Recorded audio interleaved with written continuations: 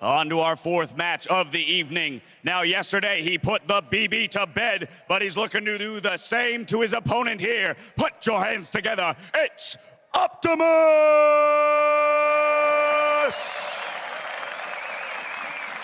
And on the other side of the Howling Abyss, representing Team Ice, well, his bullets, they never miss. It's Uzi!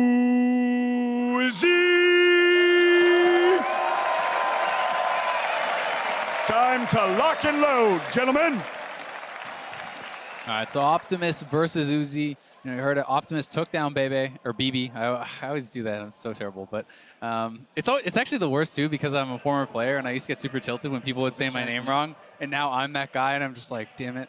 Screw that guy. Why? Yeah. There's a lot of players. Now you know. Now, yeah, you get to see at the other side what's it like. Right? Yeah. Yeah. I know exactly what you're talking about, Creepo. Creepo. So, yeah. That's the problem with my name, man. Like, they find like so many unique. Either they go Creepo or they go like Crapo, and either way, like you correct them, it's still wrong. Yeah. All the Europeans would call me a Zeal. Zeal? A Zeal. Because they're used to the item, or. Well, I mean, it wasn't in World of Warcraft, but it could be that. Maybe they're seeing it in the future. They were ready for the superior. Exactly. Exactly. We all were.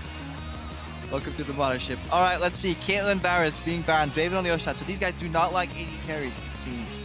No, definitely not. And I don't think that you want to play an AD carry duel against Uzi. So probably not. It makes a lot of sense that you're going to take him off the table. And he could even leave Lucian up if you wanted. Like, if you have a plan against Lucian, I don't think that Lucian is that dominant, but that's going to be taken off. So this is, in my opinion, probably the fourth strongest in this mode of AD carries. Yeah, it has to be like a LeBlanc ban. I would argue that like Ezreal is just a fine 1v1 champion as well that we really haven't seen. It's a little awkward to build him maybe. Yeah. Because you're so mana-centric, but Ezreal has one of the highest damages, in my opinion, like level 1.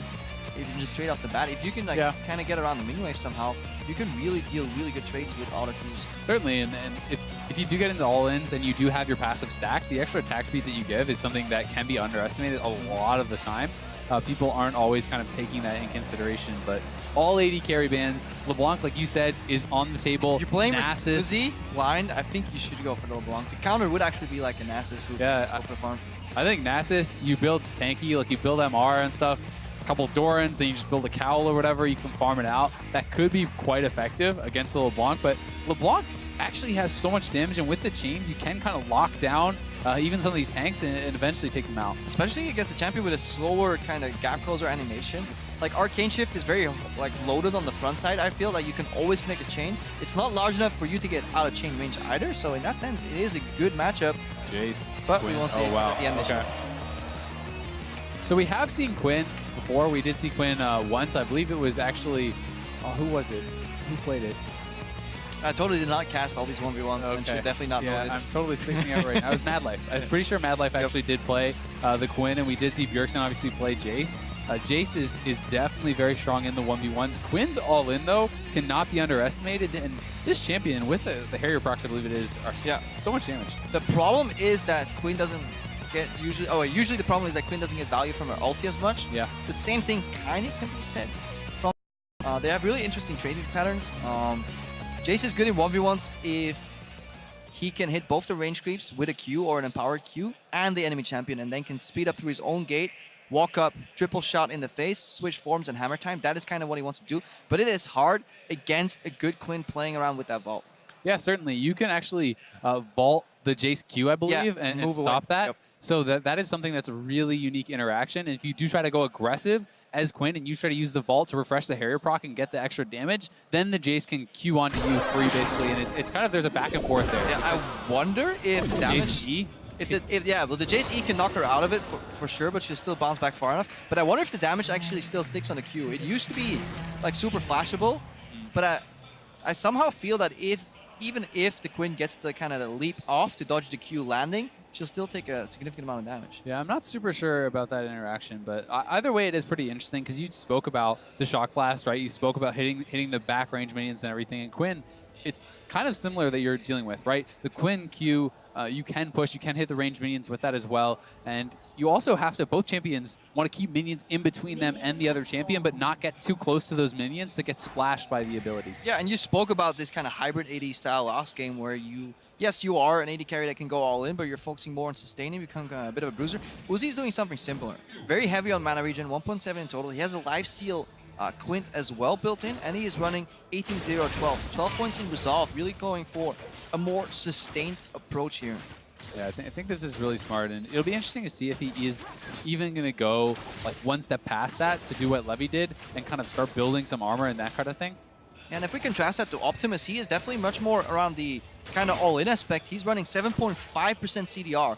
So basically what he wants to do is get a good trade and go back in again and kind of outpace the cooldowns from Uzi. But that generally means stylistically that Uzi's approach is safer for basically a 1v1 holistically. Yeah, I would think so. I think going for a CDR is pretty risky. It's something where you have to constantly get those trades. You kind of have to constantly do it, and your opponent can play around that and back off. Yeah, we see that in the Masters as well. Yes, both of these guys are running Warlords, but there are 12 points in Cunning.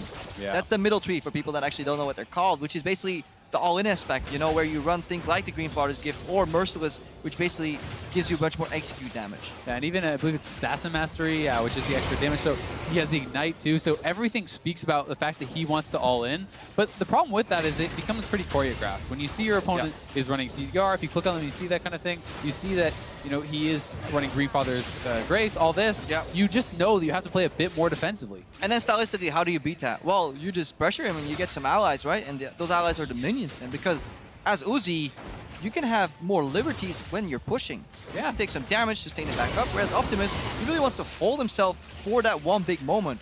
Pretty poor Q in there from Optimus, honestly, allowing Uzi to bounce back. Uzi, all he needs to do is keep his range and avoid the EQ combos around level 5. Exactly. Uzi has more sustain. He has the defensive trees. He has the lifesteal and the mana regen in the masteries. And he has, honestly, in my opinion, a much easier win condition than his opponent. And it's kind of the same sort of thing that we saw Levy force his opponent into, where Optimus is eventually probably going to come to the realization where it's like, crap, I have to all in, don't I? Oops, I didn't goof. Yeah, strong trade here in between from Uzi. Gets a CS advantage. Sees a way in. Optimus, even though these styles are like nuances, these are still champions with a lot of high base damages, so that in itself is honestly the first layer of decision making. Can I hit this guy in the face? Yes, then go for it. And we've seen a continuous minion advantage here from Uzi. Yeah. Versus a champion that's generally known for pushing on Jace. 12 CS up already is pretty big. He is going to be able to close the gap a little bit, but Optimus is getting relatively low on HP. If Uzi can get there, he got the Relic. Ooh.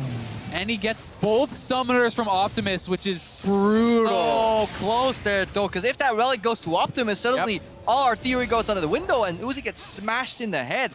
And even though he was so confident he was getting that Relic that he did not even want to use the exhaust on maximum range the barrier, to slow Optimus.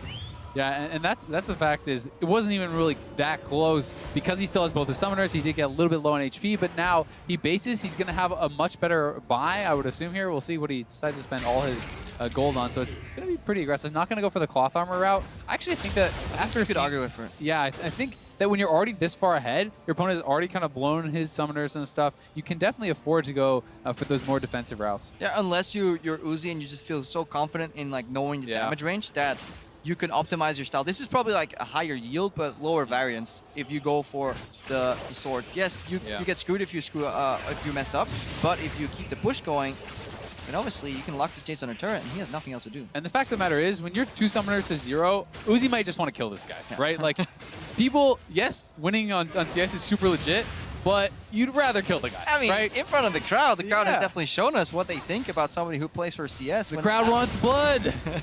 Like gladiators. Yeah, exactly. It's just like the Gladiator movie, except in this movie, they don't respect the mercy. The mercy of leaving your opponent alive and killing only the minions. Thumbs down every time. Thumbs down every time, yeah, exactly. This is actually like a hidden thing that's overlooked as well. There's no safety in brushes versus the Quinn, obviously, since you have that reveal. Map hacks. Good poke from Optimus. Answers there on Uzi. Uzi looking for some sustain before he goes in again. Good vault. Good answer on the trades. Every time Uzi vaults, he's getting a shock blast in the face. He's going low right now, though. Tag. There's the exhaust. He's looking for the kill here. Should have it. So well played by Uzi. I think that this is like what Levy did, but one step better, right? He had the win condition of the 100 CS. He outthought his opponent. He had better build. I think he had better runes and everything to set up, and then he just kills the guy. They were blocked by the cameras. Like, how do I get this? Yeah, anyway, okay, walk around, walk around. Yeah, and it basically, like, it was very seamless. It feels like he was kind of outthought, outplayed. Second nature. Like, I don't think he, as a player, is thinking about, oh yes, right here, because if I make that trade, obviously it's for this like big broader concept. You see the final trade again. It's at this moment Optimus knows like he's going down. There's not much he can do.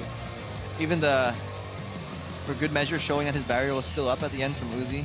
Yeah, and it's like you said, it's instinctual, right? Like you don't think about every single little decision you're doing. The very best players just know that it's the right decision, and that's why it's kind of funny talking to some of the amazing players. And you're like, oh, I'm going to talk to this guy. He's going to teach me how to be good. Yeah. He's like, oh, so why'd you do this brilliant thing?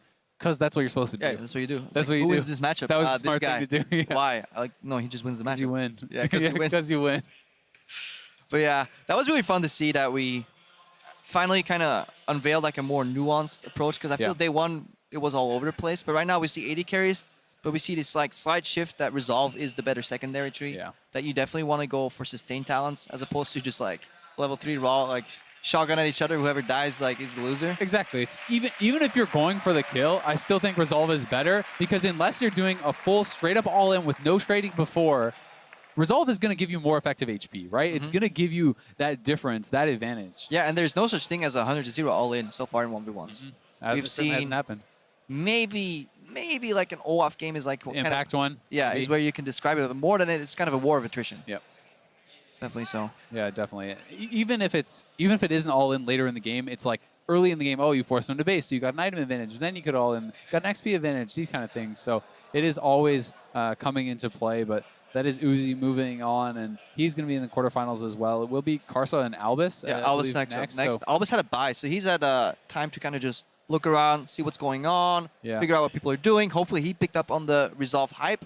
And definitely also Mana Regen on blue seems very good, because you generally spec into kind of magic resistance there, but there's very few ability power based champions in this 1v1 circuit. Yeah, there certainly are. And just the early CS and the wave control and stuff is so important. So if you're forced to base because of a lack of mana, that's so problematic, like even more so than in a regular Summoner's Rift game. So it definitely is coming a lot into play. But we're not done yet, so let's check in with Ibai to see who's on stage. Spoiler, it's Albus.